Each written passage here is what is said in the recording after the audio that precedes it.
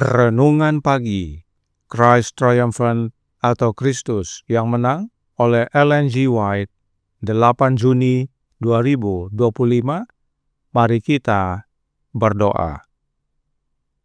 Bapa kami yang di sorga, Allah pencipta langit dan bumi, laut dan segala isinya, Allah yang maha besar, maha kuasa, sumber segalanya, yang kami sembah selalu melalui anak-Mu yang tunggal, Yesus Kristus.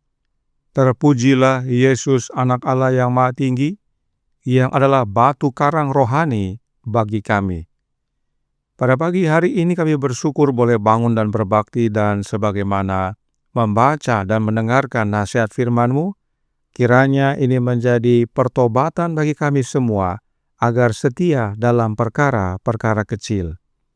Beserta kami sepanjang perbaktian ini, kehendak-Mu yang jadi.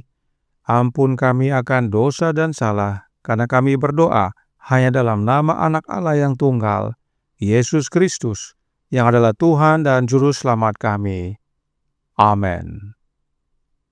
Renungan hari ini akan dibacakan oleh Saudara Abraham Andiarto. Kepada Saudara Abraham, kami persilahkan. Terima kasih. Selamat pagi. Renungan pagi kita hari Minggu tanggal 8 Juni tahun 2025 dengan judul Belajar Memimpin Melalui Pelayanan. Ayat inti diambil dari kitab 1 Raja-Raja pasal 19 ayat 16. Elisa bin Safat dari Abel Mehola, harus kau urapi menjadi nabi menggantikan engkau. Kita sebaiknya mempertimbangkan kasus Elisa ketika dia dipilih untuk pekerjaannya. Elisa berasal dari keluarga yang telah memelihara iman sejati Israel kuno. Dia tidak tinggal di kota-kota yang padat penduduk. Ayahnya adalah seorang penggarap tanah, seorang petani. Bahkan selama masa pembuangan, ada jiwa-jiwa yang tidak merosot dan murtad. Dan keluarga ini termasuk dalam 7.000 orang yang tidak sujud menyembah Baal. Elia hendak mengakhiri pekerjaannya di bumi. Yang lain akan dipilih untuk meneruskan pekerjaan yang harus dilakukan pada masa itu. Dalam perjalanannya, Elia diarahkan ke utara. Sekarang segala sesuatu tampaknya bermunculan seolah-olah untuk menebus masa kelaparan dan kekurangan. Hujan yang melimpah telah berbuat lebih banyak bagi bumi daripada bagi hati manusia.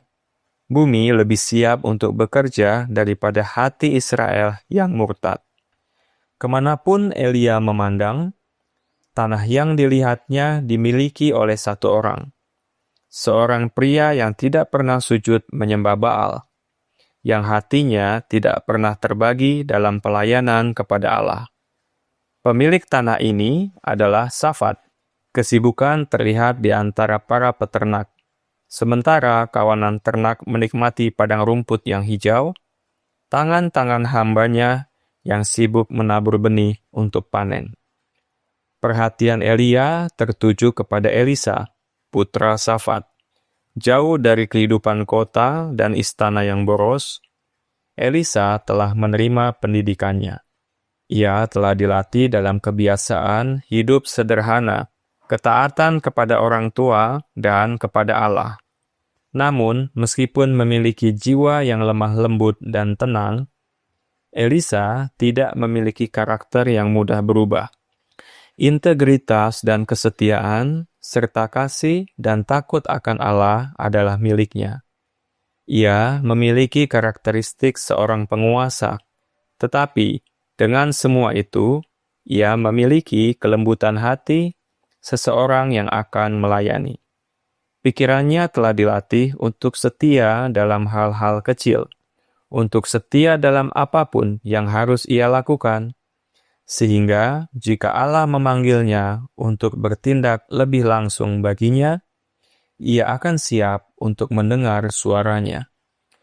Lingkungan di rumahnya adalah lingkungan yang makmur, tetapi ia menyadari bahwa untuk memperoleh pendidikan yang menyeluruh, Ia harus menjadi pekerja tetap dalam bidang pekerjaan apapun yang perlu dilakukan. Ia tidak akan rela jika dalam hal apapun ia kurang berpengetahuan daripada para pembantu ayahnya. Ia akan belajar bagaimana melayani terlebih dahulu, agar ia dapat mengetahui bagaimana memimpin, mengajar, dan memerintah, sambil melakukan semua yang mungkin dapat ia lakukan dengan kemampuan yang dipercayakan Allah kepadanya dalam bekerja sama dengan ayahnya di usaha rumah tangga. Ia melakukan pelayanan kepada Allah. Dikutip dari Letter 12 tahun 1897. Demikian renungan pagi kita pada pagi hari ini. Terima kasih dan Tuhan Yesus memberkati kita semua. Terima kasih atas penata-layanan Saudara Abraham. Tuhan Yesus memberkati. Selamat pagi saudaraku dalam Tuhan. Roh Nubuat menyatakan yang berikut ini dalam The Youth Instructor tanggal 14 April tahun 1868 paragraf 3 yang berbunyi, pentingnya hal-hal kecil sering diremehkan hanya karena hal-hal itu kecil. Tetapi pengaruh hal-hal kecil untuk kebaikan atau kejahatan itu besar. Hal-hal itu menyediakan banyak disiplin hidup yang sesungguhnya bagi setiap manusia. Hal-hal itu adalah bagian dari pelatihan jiwa dalam pengudusan semua talenta yang dipercayakan kepada Allah. Kesetiaan dalam hal-hal kecil dalam menjalankan tugas membuat pekerja dalam pelayanan Allah semakin mencerminkan keserupaan dengan Kristus. Alkitab telah menyatakannya terlebih dahulu dalam Lukas 16 ayat 10 yang berbunyi, barang siapa setia dalam perkara-perkara kecil, ia setia juga dalam perkara-perkara besar. Dan barang siapa tidak benar dalam perkara-perkara kecil, ia tidak benar juga dalam perkara-perkara besar. Karenanya masih dalam artikel yang sama dilanjutkan. Juru selamat kita adalah juru selamat untuk kesempurnaan manusia seutuhnya. Dia bukan Allah yang hanya sebagian dari manusia. Kasih karunia Kristus bekerja untuk mendisiplinkan seluruh struktur manusia. Dia menciptakan segalanya. Dia telah menebus segalanya. Dia telah menjadikan pikiran, kekuatan, tubuh dan juga jiwa turut ambil bagian dari kodrat ilahi dan semuanya adalah miliknya yang telah dibeli. Dia harus dilayani dengan segenap pikiran, hati, jiwa, dan kekuatan. Jadi, meskipun kita melakukan hal-hal kecil, namun seluruh tubuh kita turut ambil bagian dalam melakukan hal-hal kecil tersebut. Dan itu melatih serta mendisiplin tubuh kita seluruhnya. Sebab Yesus menciptakan tubuh kita bukan untuk sempurna sebagian, tetapi sempurna seutuhnya. Elia saat mendekati akhir pelayanannya di dunia ini, diminta untuk mempersiapkan Elisa. Renungan hari ini berkata dalam Christ Triumphant, halaman 166 paragraf 5. Perhatian Elia tertuju kepada Elisa, putra Safat. Jauh dari kehidupan kota dan istana yang boros, Elisa telah menerima pendidikannya. Ia telah dilatih dalam kebiasaan hidup sederhana, ketaatan kepada orang tua dan kepada Allah. Namun meskipun memiliki jiwa yang lemah lembut dan tenang, Elisa tidak memiliki karakter yang mudah berubah. Integritas dan kesetiaan, serta kasih dan takut akan Allah adalah miliknya. Ia memiliki karakteristik seorang penguasa, tetapi dengan semua itu, ia memiliki kelembutan hati seseorang yang akan melayani. Pikirannya telah dilatih untuk setia dalam hal-hal kecil, untuk setia dalam apapun yang harus ia lakukan, sehingga jika Allah memanggilnya untuk bertindak lebih langsung baginya, ia akan siap untuk mendengar suaranya. Elisa adalah seorang yang setia, disiplin dalam melakukan hal-hal kecil. Karenanya Roh Nubuat berkata dalam The Youth Instructor tanggal 28 April tahun 1868 paragraf 1 yang berbunyi, Elisa segera meninggalkan semuanya untuk memulai pelayanannya. Perpisahannya tidak disertai dengan duka cita dan penyesalan yang mendalam. Mereka mengadakan pesta di rumahnya untuk memperingati kehormatan yang diberikan kepada salah seorang anggota keluarga. Dan apa pekerjaan pertama Elisa?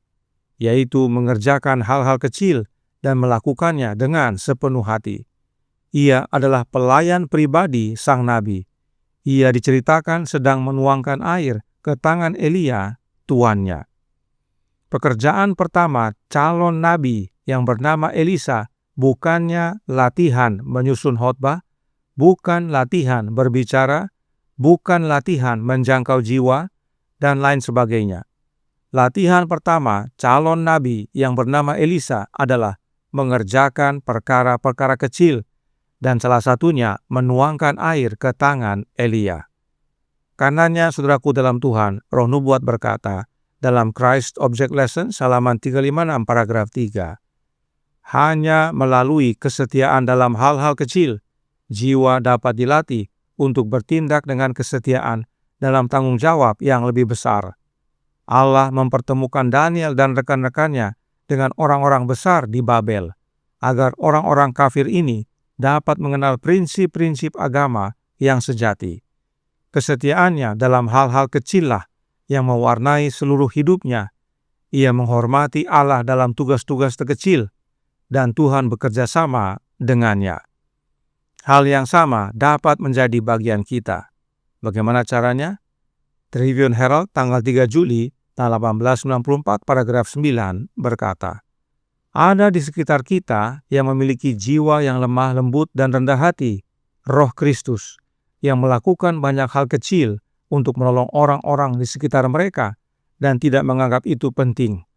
Mereka akan terkejut pada akhirnya saat mendapati bahwa Kristus memperhatikan kata-kata baik yang diucapkan kepada mereka yang patah semangat dan memperhatikan pemberian sekecil apapun yang diberikan untuk membantu orang miskin yang menuntut si pemberi untuk mengorbankan dirinya sendiri.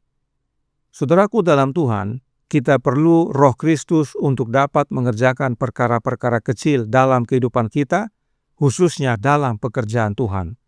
Sebab Tuhan mengukur roh dan memberi pahala sesuai dengan itu.